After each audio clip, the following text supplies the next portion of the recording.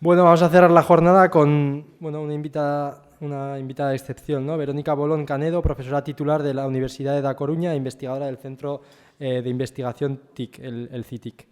Verónica es ingeniera y doctora en informática por la Universidad de Da Coruña y su tesis centrada en métodos de aprendizaje automático recibió varios premios de la Asociación Española para la Inteligencia Artificial, además del premio extraordinario de doctorado.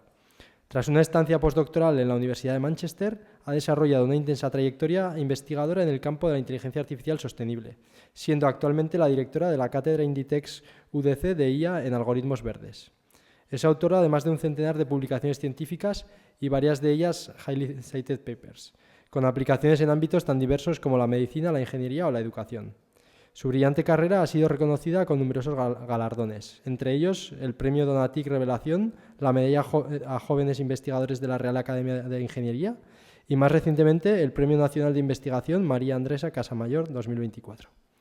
Además, Verónica destaca por su compromiso con la divulgación y el impulso de las vocaciones científico-tecnológicas entre las niñas, a través de iniciativas como Inspira STEAM, que coordina en A Coruña. Es un verdadero honor contar hoy con ella para hablaros sobre IA verde hacia un futuro sostenible.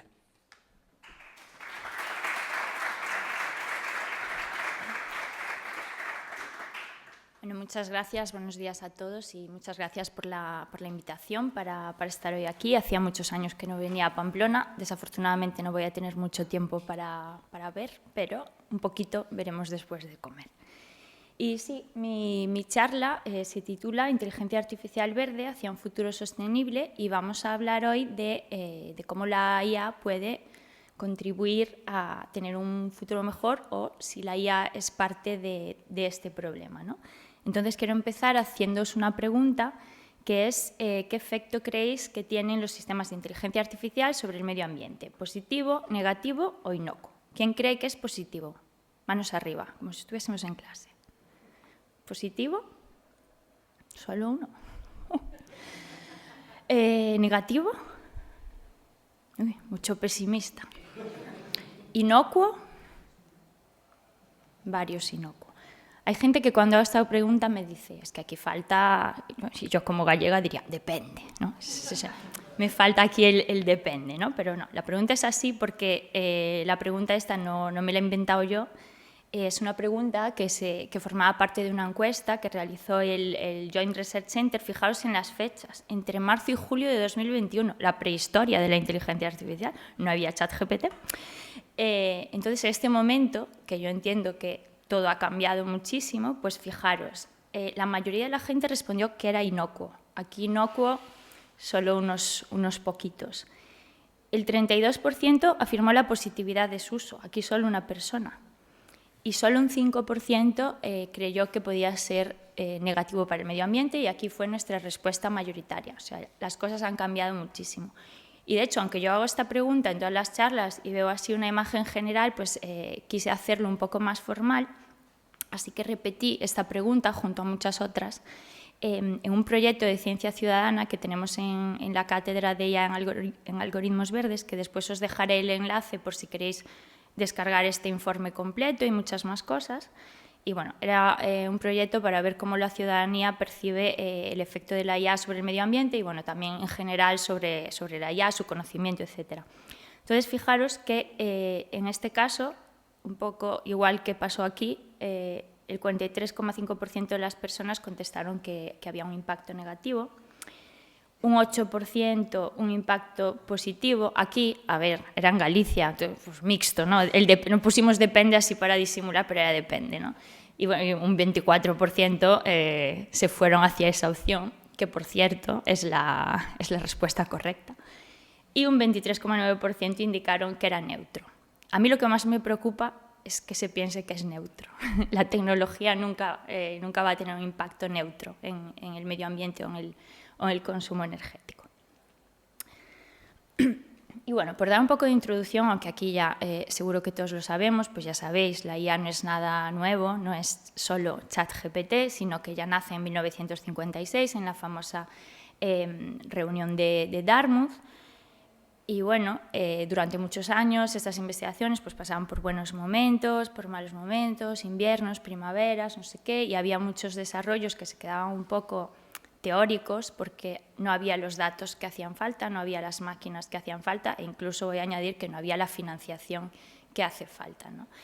Pero en la actualidad pues, se ha juntado un poco todo esto, sobre todo desde el fenómeno Big Data, y estamos consiguiendo los mejores resultados de IA hasta la fecha, y en muchísimas aplicaciones, como seguramente sabéis, ¿no? Bueno, pues un poco lo que estaba diciendo, es una revolución en muchísimas industrias. De hecho, en las píldoras sobre los pósters ya hemos visto varias aplicaciones, ¿no? A medicina, a música, etc. A mí un día yo estaba en una mesa redonda y me hicieron una pregunta: ¿crees que la IA es, no sé cómo era la pregunta, pero como que va a revolucionar el mundo? Y yo, sí. ¿En todos los sectores? Yo, sí. No, era un agente disruptivo. ¿Crees que es un agente disruptivo? Sí. ¿En todos los sectores? Sí. Y me dice, ¿en un tanatorio? Y yo, a ver, seguro que algo se puede hacer, ¿no? Pero no, sabemos que donde hay datos, pues la IA tiene esta capacidad de extraer conocimiento útil, información, valor, ¿no? Entonces, vemos resultados en muchísimos ámbitos, pero claro, con este uso pues llega una necesidad de que la IA sea confiable, sea responsable, ¿no? Se le llama de varias: confiable, fiable, responsable, ética, ¿no? Escuchamos muchas veces estas palabras. Yo, de hecho, veo así la inteligencia artificial responsable. En mi cabeza, la IA responsable es tal que así. Y es, en primer lugar, me voy a fijar en el propio algoritmo. El algoritmo, el solito. El algoritmo tiene que ser robusto frente a ataques, ¿no?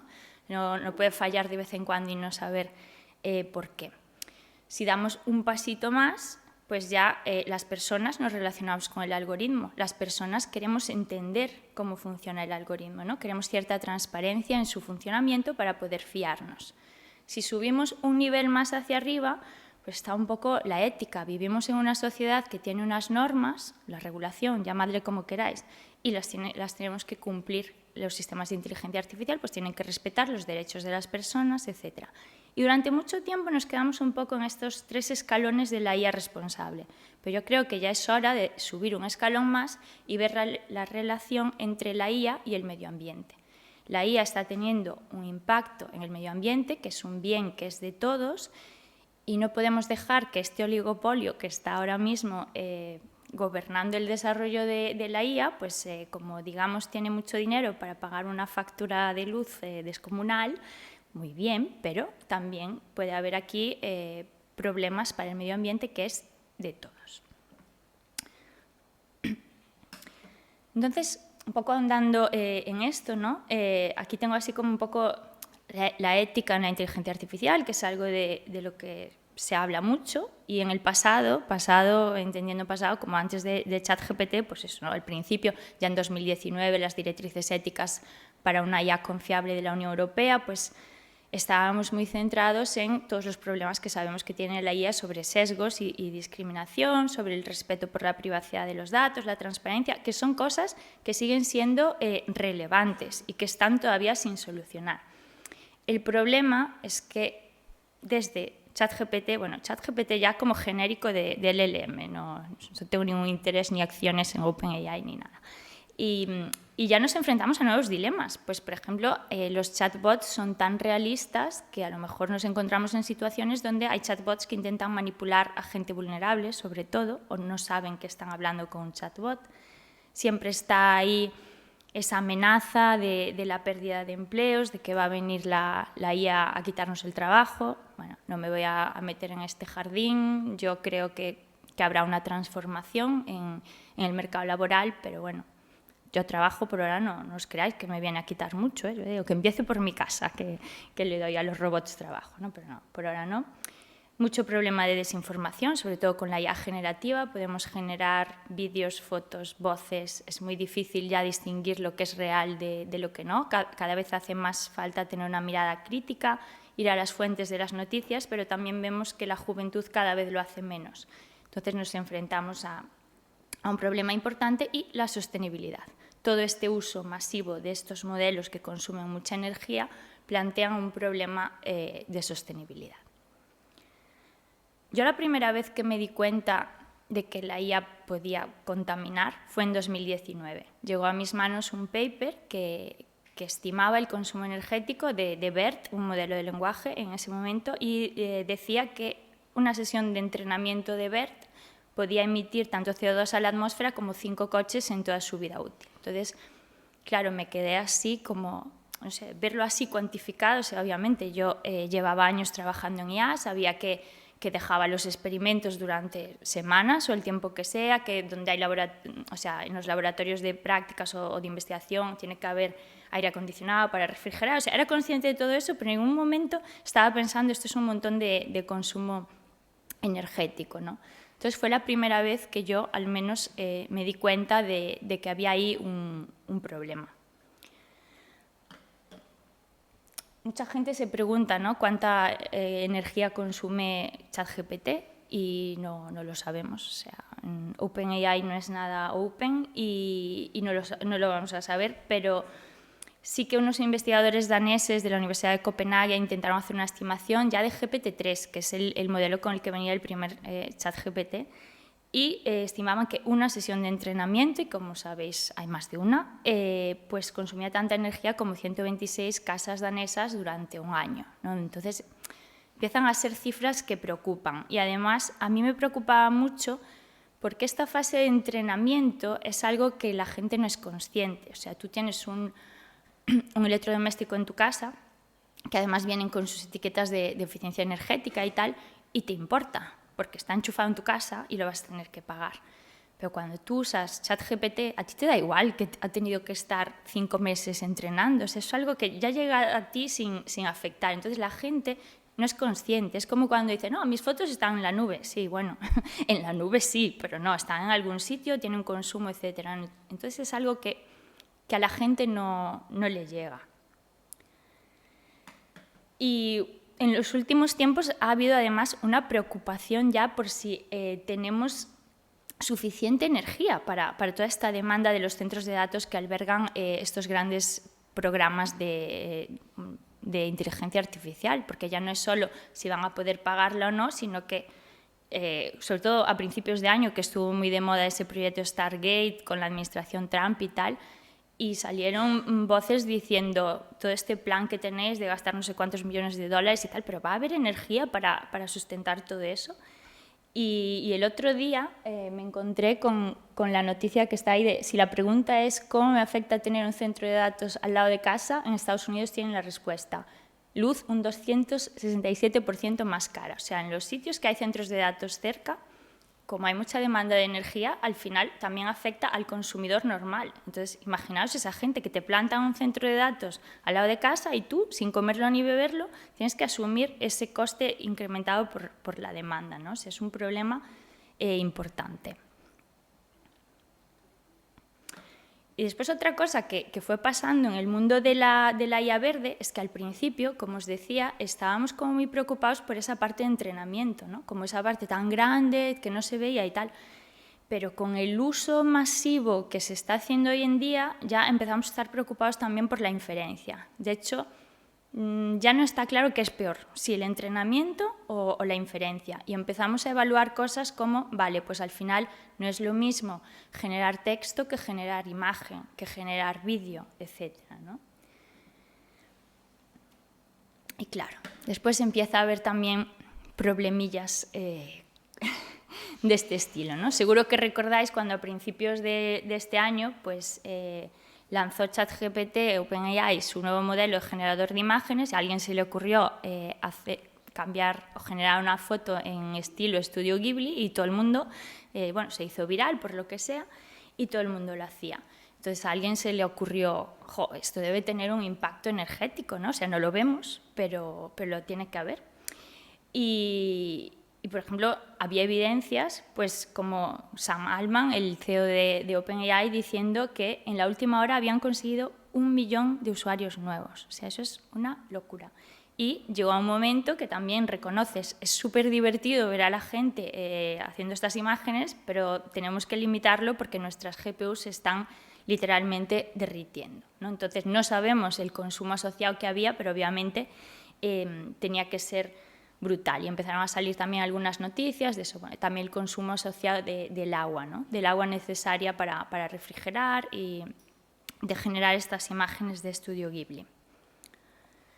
Y bueno, seguro que conocéis este meme o alguna vez esto de, bueno, hay que ser amables con ChatGPT, hay que decir por favor y gracias, porque si no, cuando vengan los robots a invadirnos, pues van a decir este no, que era muy amable, ¿no? Y la gente, bueno, es una broma, pero la gente lo hace. O sea, hay mucha gente que ChatGPT no sé qué y luego gracias y tal.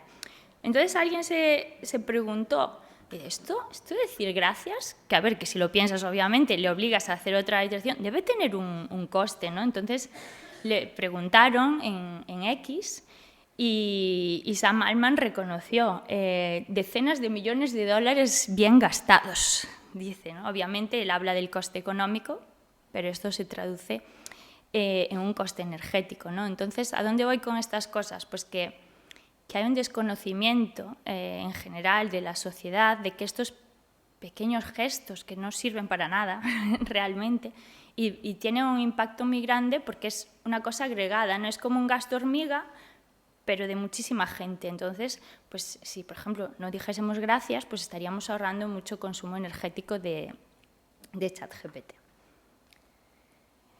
Y de hace una semana o una semana y media lanzan Sora 2 y bueno, con una estrategia bastante inteligente, pues no sé si sabéis, pero lo han metido, no sé, creo que aquí no tenemos acceso, pero lo han metido como una red social, o sea, una nueva red social donde tú haces vídeos con Sora 2 y además puedes hacer vídeos con caras de personas que te dejen. O sea, por ejemplo, puedes tener tu grupo de amigos y tú permites que tu cara se utilice para que tus amigos hagan vídeos tipo meme sobre ti, y el propio, para darle publicidad a esto, el propio Sam Altman permitía que se hiciesen vídeos con él. Y bueno, ya había un montón, Sam Altman robando GPUs en un Target, bueno, para OpenAI y tal, ¿no? Entonces, claro, si ya sabemos, si lo de Estudio Ghibli fue un poco problemático porque generar imágenes es muy caro, generar vídeos todavía muchísimo más. Y yo no sé a dónde vamos a llegar, porque hay ya estudios que dicen eso, ¿no? La factura energética es gigantesca. Aquí, claro, nos tenemos que dar cuenta que ¿qué quiere una empresa como OpenAI? Pues si saca esta red social, quiere que estemos enganchados todo el día. Eso va a tener un consumo muy grande. Pero OpenAI nunca le va a importar. O sea, bueno, si lo puede pagar, ¿no? Pero eso ya es otra cuestión, ¿no? Pero lanzan productos para que nosotros nos enganchemos. Y claro, a lo mejor estaréis pensando que yo no quiero que haya progreso en IA y todo lo contrario, pero obviamente si tú me dices, pues a ver, estamos entrenando un modelo para curar una enfermedad, muy bien, vamos a poner todos los recursos disponibles, pero para que Netflix me recomiende una peli esta noche o para crear un vídeo de estos, pues a lo mejor podemos hacerlo de una forma más eficiente y más responsable. Y bueno, está también lo del agua, que también se habla muchas veces, porque como sabéis, los grandes centros de datos necesitan refrigeración, entonces de vez en cuando salen estas comparaciones, un poco para concienciar a la gente, ¿no? Pues cada consulta de 20 o 50 preguntas a ChatGPT consume medio litro de agua. Para intentar cuantificarlo nos puede parecer poco o mucho. Yo una vez en una charla pues dije esto y un señor levantó la mano y me dijo, bueno, pues que yo en ese tiempo que me ahorra habría bebido 2 litros. Y yo, vale, pues cada uno ya se gestiona como quiere, ¿no? Pero bueno, está bien poder cuantificar un poco. De hecho, me encontré también hace unos días con este artículo en el que también se intentaba cuantificar el consumo de agua comparándolo con cosas a las que estamos acostumbrados y la inferencia de ChatGPT equivale como a 1.200.000 el consumo anual de agua de 1.200.000 personas, que no está nada mal. Y había sido también bastante comentado esto de que querían poner un hipercentro de datos de Meta en Talavera de la Reina, que claro, además es una zona que ya está azotada por la sequía, entonces hay como mucho debate de es ético poner estos centros de datos en sitios donde ya hay sequía. Y decían que iba a consumir tanta agua como cada media hora como una persona en un año entero. Entonces, si ya estás, que un día también en una charla me dice, pues que se los lleven para Galicia, que os llueve mucho, pues también es verdad. Ahí no tenemos tanto problema de agua. Aunque esto de los centros de datos ecológicos es una fantasía. Yo fui a una charla de una chica que era arquitecta y se dedicaba a los ecocentros de datos. Y había, sobre todo, decía que en Suecia están muy avanzados, en los países nórdicos, en ese tema, y había como centros de datos que al lado tenían un invernadero, entonces el calor del centro de datos se iba al invernadero y de paso, pues, no sé, conseguías unas lechugas o lo que sea, entonces estaba aprovechado. Y bueno, aquí también tenemos más evidencia sobre este problema de que se tiende a poner los centros de datos en zonas donde hay escasez de agua. Esto viene dado a veces porque como también se busca la energía solar, pues claro, está ahí, ¿qué es mejor?, ¿no? Es complicado. Y ya en plan, que yo cuando me enteré me pareció surrealista total, pues hay un proyecto europeo en el que España es partner, está involucrada, para estudiar la viabilidad de instalar centros de datos en el espacio. Que claro, su premisa es buena, porque su premisa es energía solar infinita, la que todo el día, 24 horas. Y refrigeración no hace falta, hace frío, tiene otras lagunas, como llevarlo hasta allí, la latencia de transportar los datos, si se estropea, ¿qué hacemos? Bueno, pero lo están estudiando. Y también me han dicho que también hay o están probando centros de datos en el fondo del mar, también para el tema de la refrigeración. Pero no sé, ya. Me gusta que estén investigando en esto, pero me parece un poquito ciencia ficción. Y otro problema también un poco asociado a la inteligencia artificial, dicen que va a multiplicar por 1000 la basura electrónica esta década, ¿no? Que al final no es algo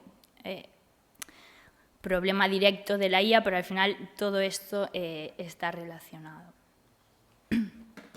Y bueno, tras esta introducción en la que parece que la IA es lo peor del mundo, vamos a ver qué es la IA verde, ¿no? Pues la IA verde es algo positivo. La IA verde es el desarrollo, la investigación en IA para desarrollar algoritmos en los que intentes priorizar la eficiencia energética y no solo la precisión que vayas a conseguir con tu algoritmo. Y eso es un poco en contraposición con la IA más tradicional, que se puede llamar IA roja, donde tú lo que quieres es maximizar tu métrica de turno, la precisión o lo que sea, sin importarte para nada el consumo, la eficiencia, y es más, normalmente utilizando potencias computacionales, o sea, requiriendo mucha potencia computacional. Y también hay un término relacionado que se llama algoritmos verdes. Y algoritmos verdes tiene como una doble contribución.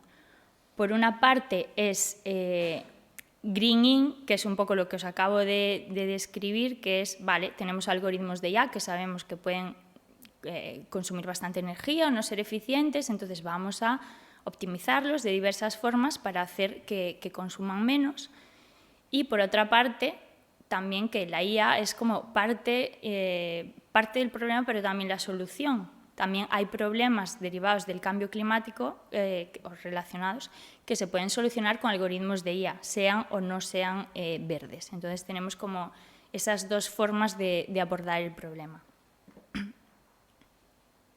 Por ejemplo, en la parte Green Buy hay muchísimas aplicaciones, a lo mejor, o sea, si lo pensáis ya os vais a dar cuenta, ¿no? Y, pues, por ejemplo, relacionado con el agua, se hace mucho para mantenimiento predictivo. A ver, ya sabéis, con IA, mantenimiento predictivo de lo que queramos, ¿no? Pues si es relacionado con agua, de las infraestructuras, de cuándo va a haber picos de demanda, etcétera, las fuentes de aguas residuales, bueno, todo lo que se os pueda ocurrir. En el ámbito de la agricultura también se puede utilizar mucho para tener como una agricultura más sostenible, más inteligente. Se puede utilizar robótica para la agricultura, que obviamente va a tener métodos de IA para hacer una vigilancia de precisión, ordenación y gestión del territorio, control de la salud del ganado, no sé, datos de clima para saber cuándo es el mejor momento para una cosecha, bueno, muchísimas aplicaciones. En energía, eficiencia energética es también un campo de aplicación muy directo, pues para predecir oferta y demanda, también para mantenimiento predictivo, para supervisar y optimizar el consumo de agua, etc. Y también se utiliza mucho en transporte, por supuesto, para planificar las rutas más óptimas, en vehículos autónomos, claro, optimización del tráfico, utilizando mucha sensórica en las ciudades, las famosas Smart Cities, etc. Y bueno, seguro que si pensáis se os ocurren más aplicaciones. De hecho, hay este paper que a mí me gusta mucho, que analiza cuál es el papel de la inteligencia artificial para conseguir los ODS, ¿no? Los Objetivos de Desarrollo Sostenible. Entonces, lo que hace es subdivide cada objetivo en varias tareas y analiza para cada tarea si es habilitador, la IA es habilitadora de ese objetivo o inhibidora. Y como veis ahí en unos que puse de ejemplo, pues hay casos en los que la IA es a la vez habilitadora e inhibidora, pero como punto positivo es habilitadora en más tareas que es inhibidora. O sea, es un agente bueno para el medio ambiente. Y existen más ejemplos también de aplicaciones que podemos utilizar y se engloban dentro de esta parte Green Buy. Por ejemplo, existe Oroeco, que es una aplicación que lo que hace es gamificar el impacto del carbono personal de cada persona, animándonos al competir con la comunidad o con tus amigos, ¿no? Pues te anima a tomar decisiones más sostenibles y con los datos que recolecta utiliza algoritmos para personalizar los consejos. Este que se llama En-ROADS es un simulador de políticas climáticas que utiliza IA para mostrar cómo diferentes estrategias pueden afectar al cambio climático global. A mí esto me parece muy interesante. De hecho, yo participé en un proyecto europeo en el que lo que hacíamos era modelar una ciudad con agentes de IA de los tradicionales, no de los que están ahora de moda. Los agentes lo que hacían era representar distintos tipos de ciudadanos, de personalidades, por ejemplo, ¿no? de una ciudad. Y se simulaba que se iba a implantar una política tipo, pues aquí se va a cortar el tráfico o aquí no sé qué, y podías predecir un poco cómo iban a reaccionar la gente, ¿no? Y había de todo, pues agentes que modelaban políticos, gente que es más de sigo todo lo que me dicen, gente que se enfrenta más. Entonces, bueno, me parecía también una aplicación muy interesante. Y esta aplicación que seguro que conocéis, Too Good To Go, donde puedes comprar comida que van a desechar porque va a caducar o lo que sea, pues también utiliza algoritmos de IA para conectar la oferta y la demanda. Y ahora pasamos a la parte de greening, ¿no? Pues ¿qué podemos hacer entonces para que los algoritmos sean más eficientes? A ver, yo cuando estaba escuchando lo de los pósters ya veía muchos ejemplos que se podrían catalogar como greening, ¿no? Algunos de vosotros hablabais de este algoritmo es más eficiente, más rápido que lo que había. Normalmente cuando es más rápido es más eficiente, aunque no necesariamente, pero es desde luego una buena vía para eso, y todo lo que sea conseguir un método más eficiente se puede englobar en la IA verde o en la parte greening de los algoritmos verdes. Entonces, una primera estrategia que siempre se sigue es la optimización algorítmica per se, que es aumentar la eficiencia de los algoritmos. Por una parte, lo que se puede hacer es seleccionar algoritmos más eficientes. Tendemos a siempre querer utilizar el modelo más potente, Deep Learning, Transformers, lo que sea que está de moda ahora mismo. Pero es que hay problemas que seguramente se pueden solucionar con modelos más sencillos y a veces ni siquiera se prueban. Y eso es una pena y una falta de recursos si vemos muchos ejemplos de querer matar moscas a cañonazos. Y después también lo que se puede hacer es reducir el tamaño y la complejidad de los modelos de IA. Esto se puede hacer de muchísimas formas. Por ejemplo, lo que tengo ahí, aunque después creo que tengo otra diapositiva en la que entro más en detalle, es la adaptación de unos algoritmos que en vez de utilizar 64 bits para los cálculos, almacenamiento de datos, etc., pues están adaptados para utilizar 4, 8, 16, 32. Y, por ejemplo, con 16 y 32 no había impacto en la precisión después del sistema. se pueden probar técnicas para utilizar menos datos para el entrenamiento. Arquitecturas más eficientes, como por ejemplo la mezcla de expertos. O sea, hay muchísimas cosas que se pueden probar en todo este campo, ¿no? Otra parte que es muy importante en el greening es la optimización del hardware que vamos a utilizar. Como seguro que ya sabéis, pues no todas las GPUs son igual de eficientes o están diseñadas específicamente para el tipo de operaciones que se hacen en Machine Learning, etc. Entonces, eso influye. Y de hecho, en esa gráfica que tengo aquí, y va un poco en hilo a lo que os decía antes, que no siempre más rápido significa más eficiente. Pues, bueno, no sé si vosotros lo veis bien, pero se está viendo cómo aumenta el número de núcleos en el procesador y tenemos a la izquierda el tiempo de entrenamiento, que es la línea verde, y como veis va bajando, cuantos más cores baja más, pero la huella de CO2 llega a un punto en el que para de bajar y ya sube, porque hay tantos cores que al final esto hace que suba, ¿no? Entonces, a veces no es solo que sea más rápido, es que hay que ver que sea más eficiente.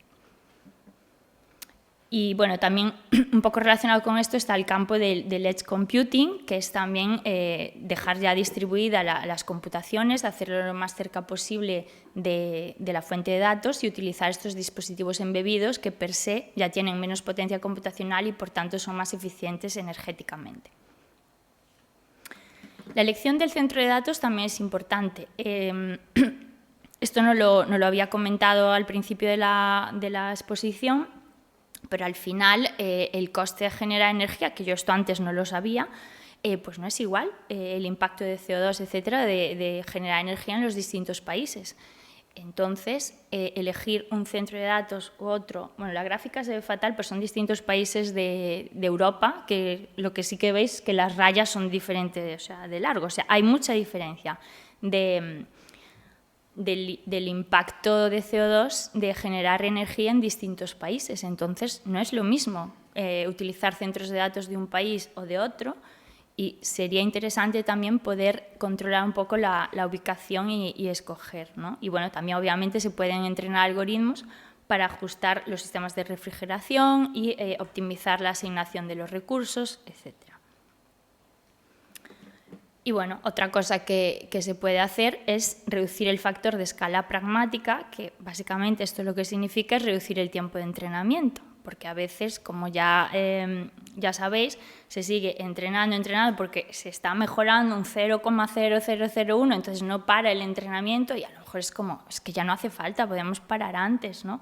O simplemente, pues decir, voy a fijar un número de iteraciones o epochs más pequeño y ya está, a ver qué pasa, ¿no? Y bueno, existen, claro, a lo mejor os estáis preguntando, ¿y cómo puedo saber yo si mi algoritmo consume mucho, ¿no? Bueno, pues existen herramientas para calcular y sobre todo a mí lo que me parece más interesante para predecir el consumo de los algoritmos, porque si ya lo puedes predecir, pues a lo mejor ya no llegas a ejecutarlo. Existen varias herramientas, una muy conocida es Code Carbon, una que se llama Green Algorithms, y como la semana pasada o algo así, el gobierno sacó una propia para España, del Plan Nacional de Algoritmos Verdes, pero todavía no la he mirado. Y bueno, la idea sería también un poco eso, ¿no? Pues tener estas calculadoras, tener estas etiquetas. O sea, a mí me encantaría que los programas de IA viniesen con una etiqueta de suficiencia energética, igual que los electrodomésticos o incluso ahora muchas veces estás buscando un vuelo y las siguientes opciones, o sea, las diferentes opciones que te da, pues puedes ver su huella de CO2 y a ver, a alguna gente le dará igual, pero otras a lo mejor dicen, pues escojo esta que contamina menos, igual que todos sabemos lo que es reciclar y hay gente que escoge hacerlo y gente que no. Y bueno, esto no lo pienso yo sola, que lo llevo pensando ya hace tiempo, pero hay ese paper que dice, ¿no? Si las bombillas tienen una etiqueta de eficiencia energética, ¿por qué no los chatbots de IA? O sea, en el conocimiento está el poder y después ya cada uno decide lo que quiere, ¿no? Y bueno, también en ese paper pues se puede ver la diferencia de consumo energético de lo que os decía antes, ¿no? Pues que generar imágenes consume mucha más energía que texto, etc. Y en cuanto a regulación y normativas, pues la verdad que no hay mucho, no puedo ser muy optimista en esto.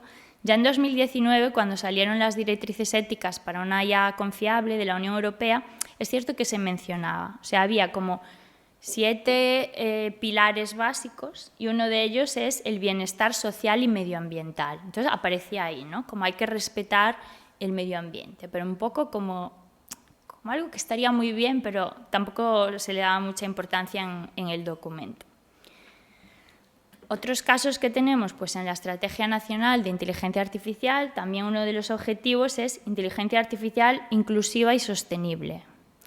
Y es verdad que España en este caso es un poco un ejemplo porque es de los pocos países que tiene un plan nacional de algoritmos verdes, que hacen iniciativas como la que os acabo de decir, que han sacado la calculadora, han sacado una norma, UNE también, para medir el impacto energético, etc. Y en la ley europea, en la AI Act, se menciona unas cuantas veces. Pues, por ejemplo, la prioridad del Parlamento es garantizar que los sistemas de IA utilizados en la Unión Europea sean seguros, transparentes, trazables, no discriminatorios y respetuosos con el medio ambiente. Pero no deja de ser una recomendación. O sea, de hecho, el otro día tuvimos una charla de Ignasi Belda, del director de la ESIA, la Agencia Española de Supervisión de la IA, y le preguntamos, porque su labor es supervisar que se cumpla la ley, la AI Act, y le decimos, ¿y de esta parte del medio ambiente y tal? Y dice, es que es solo una recomendación, no podemos hacer nada. Entonces, por ahora es algo como que, a ver, si a ti te apetece, genial, y si no, pues da igual. Y bueno, mi opinión es más bien que el medio ambiente también es un bien jurídico que tenemos que proteger, ¿no? Porque es de todos. A ver, no es fácil, es como con la ley de IA, tiene que ser robusta, pero tiene que ser flexible. Bueno, pues aquí igual, ¿no? Pero hasta ahora, y ya lo comenté un poco antes, ¿no? Cuando hablábamos de la ética en la inteligencia artificial, la perspectiva era como más antropocéntrica, no llegábamos a ese nivel del medio ambiente. Ahora, afortunadamente, se empieza a hablar más de esto, entonces a lo mejor pues, podemos ver cambios en la regulación y las normativas. ¿Y qué podemos hacer? Bueno, pues yo traigo aquí estas 4 recomendaciones, que algunas de ellas sirven tanto para usuarios como para desarrolladores, ¿no? La primera es reusar y reutilizar.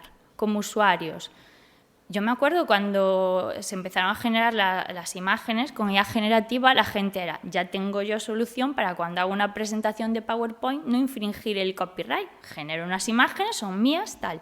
Lo que pasa es que la gente en cada presentación generaba unas, o sea, no hace falta, generas unas un día y las usas. Yo tengo aquí imágenes generadas por IA, pero son siempre las mismas, no hay necesidad de cambiarlas. Es más, puedes buscar primero en un banco gratuito tipo FreePic, si ya la hay, genial, y si no, la generas, ¿no?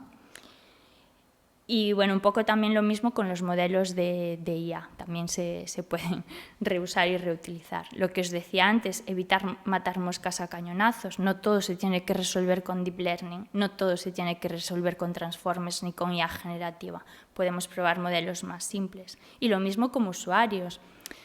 Hay consultas que se pueden buscar antes, bueno, es que ahora buscas en Google y ya te sale también el LLM, ¿no? Pero aún así hay cosas, ¿cuánto mide no sé quién? Pues eso lo buscas en Google y ya te sale directamente, no hace falta estar preguntando todo a ChatGPT, que yo no sé, un día en un podcast escuché que ahora los adolescentes, hasta para contestar WhatsApps, le preguntan a ChatGPT, y yo digo, no sé a dónde vamos a parar, ¿no?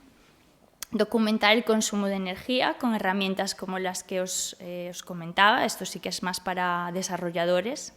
Debería ser una métrica también a poner en los papers, igual que se pone la accuracy o lo que sea, pues también el consumo de energía, que nos ayuda a comparar entre distintos algoritmos y sobre todo ser conscientes del problema y correr la voz, porque esto mucha gente no lo sabe. Entonces, si tú no sabes algo, ¿cómo te vas a estar preocupando, ¿no? Y cuando la gente sea más consciente de este problema, a lo mejor pide soluciones, pero mientras no se sea uno consciente, pues es imposible. Y bueno, ahora un poquito así, más de lo que he hecho en particular, pues yo tenía un proyecto de unos de transformación ecológica y digital del Ministerio y bueno, es que acabó hace poco. Se llamaba Greening, algoritmos de selección de características verdes y rápidos. No sé si sabéis lo que es la selección de características dentro del Machine Learning, pero es intentar determinar cuáles son, en datos estructurados sobre todo, las características relevantes para resolver un problema. Entonces, como en ese momento casi nadie estaba trabajando así en IA verde, porque esto yo creo que empezó en 2021, finales de 2021, pues la verdad es que llamaba mucho la atención, nos entrevistaron para El País, salimos en el telediario de Televisión Española y, bueno, bastante, al menos conseguimos llamar la atención, ¿no? Y bueno, en resultados científicos pues también tenemos, que es un poco lo que os contaba antes de no utilizar 64 bits en punto flotante, sino que nosotros lo que proponíamos era punto fijo y además 16 bits o algo así. Hicimos modificaciones en varios algoritmos de selección de características, en particular, sobre todo en algoritmos basados en la información mutua, y no solo simplemente reducir el número de bits, sino que modificamos también el cálculo de probabilidades para que se pudiese hacer una búsqueda en una tabla lookup, que es mucho más rápido. Bueno, estas cositas de optimización algorítmica. Y al final, pues por ejemplo aquí, en este ejemplo que he puesto, pues 16 bits eran suficientes para seleccionar las mismas características en todos los datasets que probamos que la versión de 64, sin perder precisión. Había también en este proyecto una línea más de aceleración, más de paralelismo, más de HPC, y también pues tenemos este paper sobre la aceleración usando CUDA, también de varios métodos basados en información mutua, y como se puede ver, pues la reducción en tiempo también era muy relevante. Entonces la idea era juntar un poco todo, rápido y eficiente. Y el proyecto que tengo ahora es la cátedra UDC Inditex de Inteligencia Artificial y Algoritmos Verdes, que es una cátedra un poco especial de las cátedras ENIA que sacó el Ministerio de Función Pública y Transformación Digital. Entonces tiene una parte grande financiada por el Ministerio y una parte financiada por empresa, que es, bueno, en este caso, la empresa Inditex. Tenemos como muchos frentes abiertos porque la cátedra tiene parte de investigación, de transferencia, de formación y de divulgación. Pero en la parte de investigación pues tenemos 4 líneas de investigación, cada una con un predoc contratado y algunas, las 2 primeras también con postdocs. O sea, tenemos, y bueno, después más gente ayudantes, o sea, creo que más de 20 personas contratadas trabajando en esto. La primera línea es desarrollar algoritmos más eficientes con distintas técnicas de optimización algorítmica. Y tenemos a investigadores no solo de Machine Learning puro, sino de estructuras de datos más compactas, de HPC, de computación cuántica, bueno, un poco así bastante variado para abordar el problema de procesado de lenguaje natural desde distintos ángulos. La segunda línea es un poco el Green Buy, ¿no? Vamos a utilizar IA para problemas relacionados con el cambio climático, en particular para eficiencia energética y desarrollo sostenible. Tenemos una tercera línea de robótica sostenible y una cuarta que es como más transversal, que eso también era mi empeño personal porque normalmente en los proyectos de investigación normales no tenemos la ocasión de incorporar a gente en el equipo de otras áreas, como yo creo que es súper necesario hoy en día. Entonces, pues tenemos gente de Derecho, de Economía, de Sociología y de Psicología para estudiar todas estas implicaciones de los algoritmos verdes en la sociedad. Ahí tenéis en el QR la página web, que es donde están, por ejemplo, los resultados de Ciencia Ciudadana. Y ya tenemos algún trabajo, por ejemplo, esta revisión que hice yo con unos compañeros de todo el tema de la IA verde para, bueno, explicar un poco todo el concepto, Green In, Green Buy, no sé qué. Algunos trabajos como este, que es mezclar un poco también esto de usar menos bits con la parte federada para además pues solo transferir, si sabéis de qué va el aprendizaje federado, pues solo transferir parámetros en vez de datos para que sea más privado y tal, y también para aprovecharnos de lo que os decía antes, de hacer los cálculos en el propio dispositivo y así evitar enviar todo a la nube.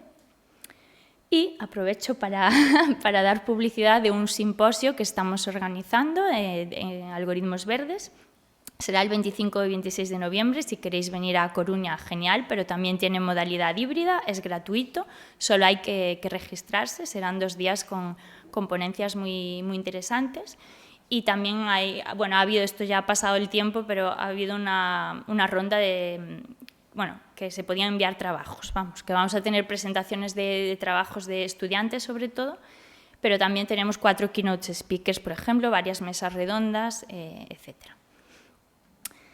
Y ya para finalizar, quiero darle importancia a esta parte de la divulgación en IA Verde que a mí me consume muchísimo tiempo, pero que me parece súper necesario, y además de muchísimas charlas que doy de este estilo, pues también, por ejemplo, tengo varios artículos en The Conversation sobre este tema, pero el último es este: ¿puede la IA ser peor para el planeta que los maratones de series? Ya sabéis que pones un título así o no lo lee nadie. Y otro también sobre el reto de la Green Eye de la Fundación, muy interesante, creo. Y nada más, muchísimas gracias por vuestra atención, y yo creo que tenemos tiempo para preguntas, las que queráis, y ahí os queda mi contacto por si, por supuesto, en cualquier momento queréis contactar conmigo.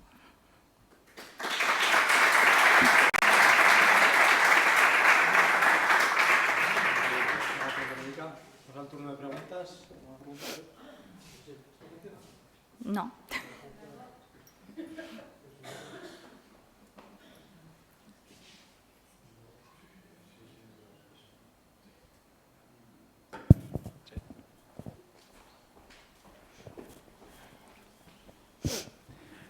Bueno, Verónica, muy buena la charla.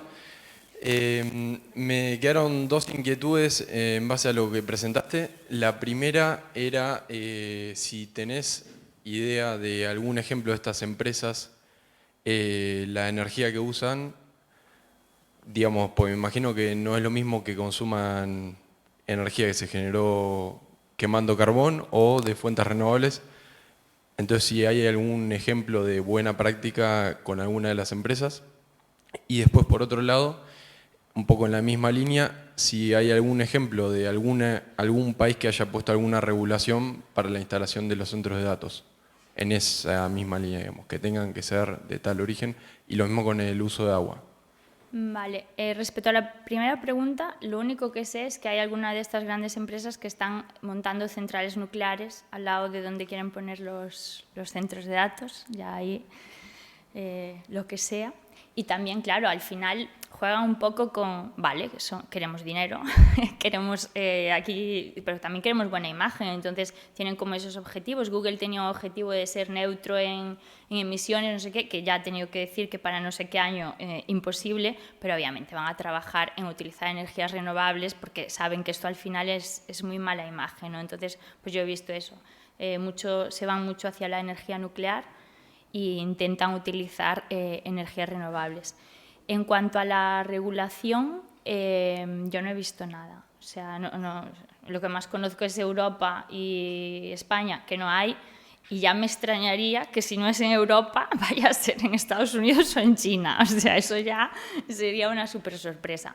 A ver, a lo mejor en Estados Unidos tienen que hacer algo, porque esa noticia que leí hace unos días de que la gente está protestando, o sea, no puede ser que tengas un centro de datos al lado y eso haga que tu factura de la luz es más cara, o sea, que la paguen los que utilizan los centros de datos. Entonces, algo van a tener que hacer para solucionarlo.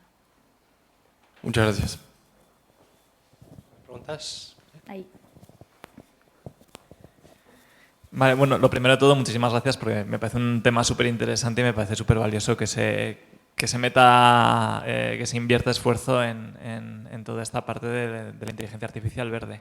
Tenía un poco curiosidad por ver qué opinas tú de una postura que yo me encontré por internet y aún no tengo muy claro si comparto o no comparto, que es mucha gente que veo que proponen que de alguna manera que no puedes intentar medir cómo de eficientes son los coches viendo los coches de hace 70 años, que tienes que permitir que la tecnología primero crezca y que luego, conforme llegas, pues en el caso de inteligencia artificial, no a un cierto plató y ya parece que no mejoran mucho más.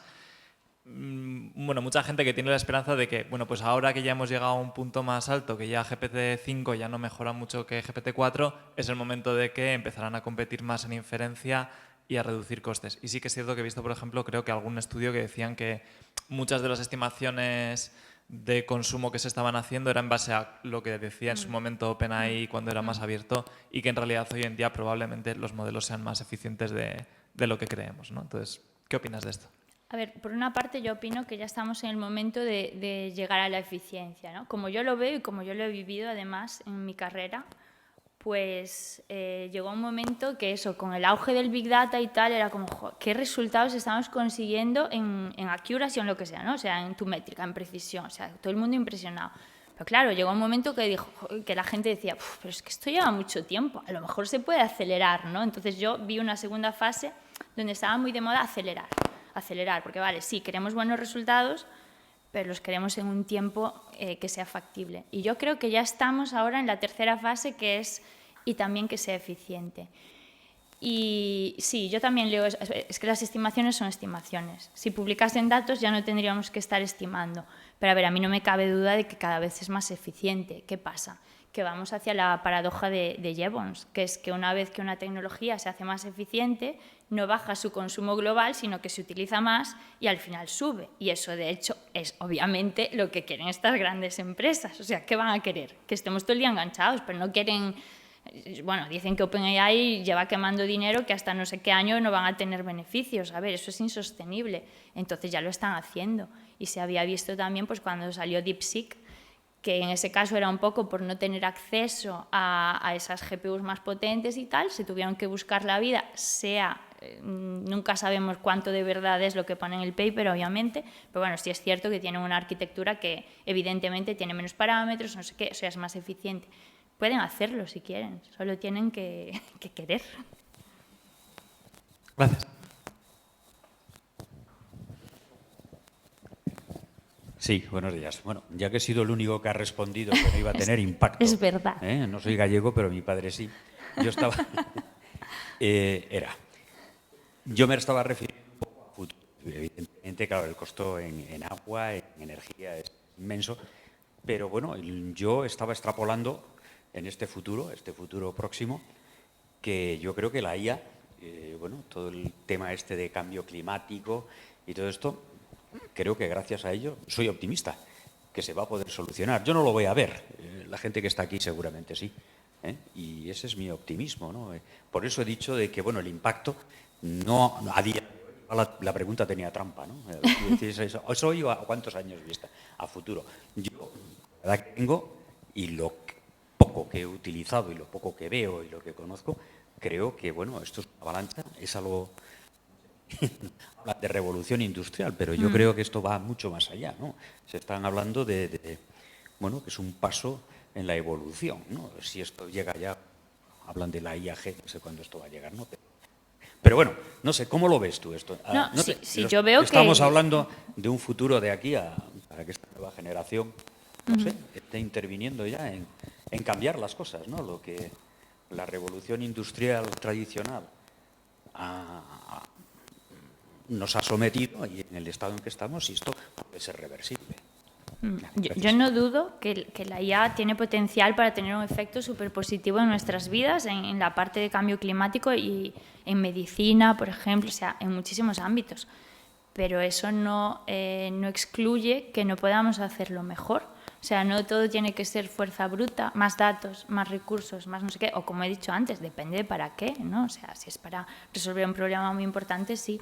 Y a mí la primera que cuando llegó ChatGPT pues me quedé súper sorprendida y fascinada de este avance tecnológico que es muy grande, pero creo que ya estamos en un momento en el que también tenemos que esforzarnos en hacerlo más eficiente, sobre todo si queremos mantener este ritmo de uso. Es que se está usando muchísimo, ¿no? Y no podemos, va a llegar un día que a lo mejor no hay energía suficiente para todo. ¿Y qué hacemos? ¿Apagamos los centros de datos o racionamos la luz de la gente? Es que, no sé, entonces yo no voy contra el progreso de la IA para nada. Simplemente creo que se puede hacer mejor. ¿Preguntas? ¿Ahí? ¿No? Sí. Bueno, para empezar, muchas gracias por la presentación, muy interesante todo. Pero bueno, mi pregunta va sobre de esas guidelines que tenías ahí de cómo mejorar, ¿no?, la eficiencia energética de todo esto, que yo me encuentro en muchas reuniones que las empresas prefieren antes pagar una API de OpenAI de 70.000 millones de parámetros que desarrollar un modelo pequeño, ¿no? para hacer pues, una detección de entidades o para clasificar texto o para lo que sea, ¿no? Y entonces mi pregunta va, en estas reuniones, ¿cómo podría convencer a la gente de que es mejor contratar a un científico de datos que te haga un pequeño modelo que pagar esas barbaridades y matar moscas a cañonazos? Porque está muy bien poner un guideline, pero a la hora de la realidad es complicado convencer a este tipo de personas. Ya, a ver, ¿O pues qué opinabas? Bueno, pues no quiero una receta, era ¿qué opinabas de esto? A ver, yo creo que a esa gente donde hay que ir es a los costes. Ya está, ¿qué le importa? El dinero, pues ¿con dónde atacamos? Porque lo bueno que tiene este tema es que está relacionado totalmente con el dinero. Entonces yo me encuentro a veces también así en charlas o en comentarios de networking y tal y me dicen, claro, es que esto a mi empresa le va a interesar, no por ser ecológicos, pero por el dinero. Y yo, ya, claro, entonces ahí es una baza que se puede jugar, muy interesante.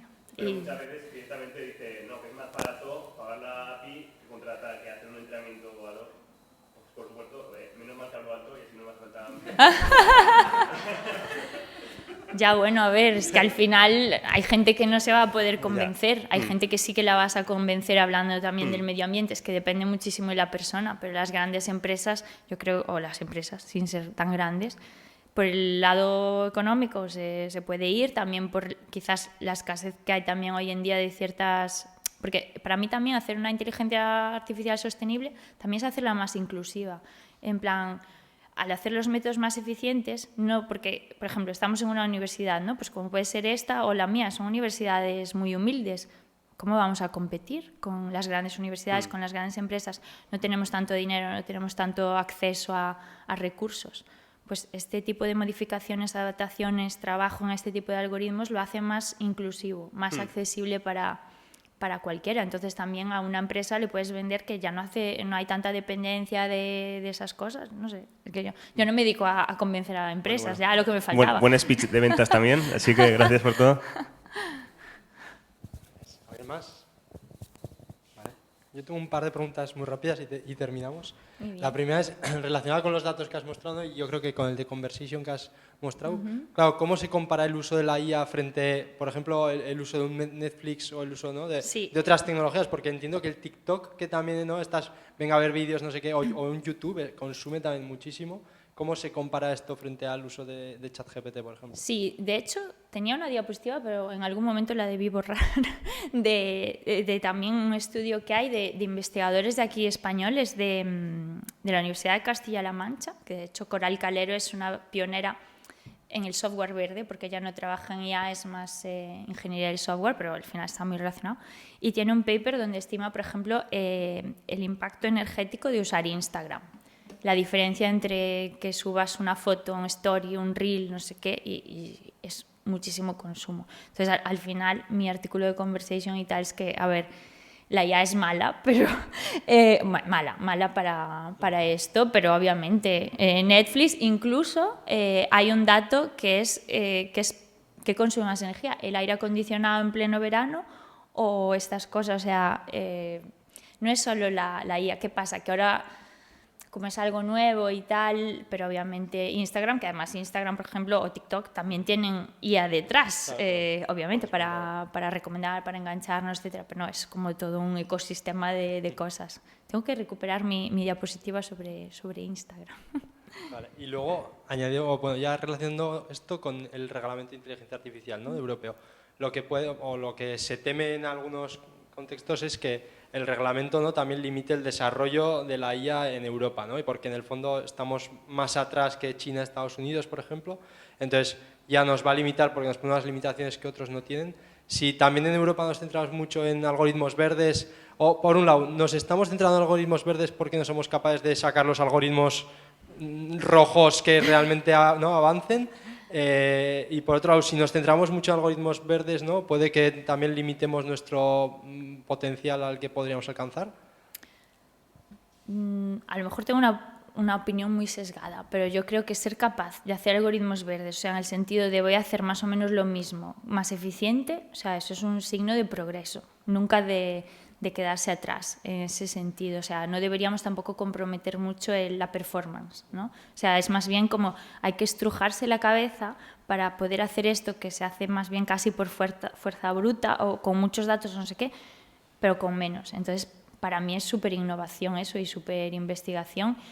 Y de hecho, un poco lo que decía antes relacionado con el coste económico. O sea, al final, si tú consigues este tipo de productos, yo creo que a las empresas, por ejemplo, ¿no? le va a interesar. Entonces, igual que yo sí que comparto un poco esa opinión de tanta regulación nos va a estrangular a Europa, en este caso, y no sé si es porque a mí me gusta este tema, pero yo lo veo como demuestras que puedes hacer lo mismo con menos, le das una vuelta a los algoritmos, le das no sé qué, y lo veo como signo de progreso, y además que creo que las grandes empresas al final lo tienen que hacer, porque ¿cómo van a aguantar toda esta inferencia si lo que quieren es que cada vez estemos? Entonces también lo van a hacer, pero de otra forma o con otros intereses. Muy bien. No sé si hay alguna pregunta más. Y si no, cerramos aquí. Muchas gracias, Verónica. Vosotros.